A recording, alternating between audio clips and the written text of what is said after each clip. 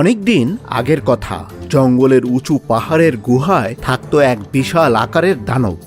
সে প্রতিদিন দুপুরে নাক ডেকে ঘুমাতো। আর সেই বনেই ছিল এক খরগোশ আর এক হরিণ। তারা সারাদিন দুষ্টুমি করে বেড়াতো। প্রতিদিন তারা সেই গুহার সামনে যেত আর শব্দ করে ঘুমন্ত দানবের ঘুম ভাঙিয়ে দিত। দানব যতক্ষণে গুহা থেকে বের হয়ে আসতো, তারা ততক্ষণে পালিয়ে যেত। সেই জঙ্গলেই বাস করত এক ছোট কচ্ছপ।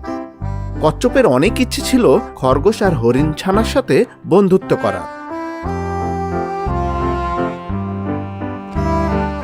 খরগোশ ভাই, আরে ও খরগোশ ভাই, তুমি কি আমার বন্ধু হবে? আমার সাথে একটু খেলবে? তোমার সাথে খেলবো? মানে একটা ধীর গতির কচ্ছপের সাথে খেলবো? তোমার সাথে আমার যায় না, বুঝলে? যাও, ভাগো। বন্ধুরা, পরের পার্ট দেখতে হলে ভিডিওটিতে লাইক করে চ্যানেলটি সাবস্ক্রাইব করে দাও।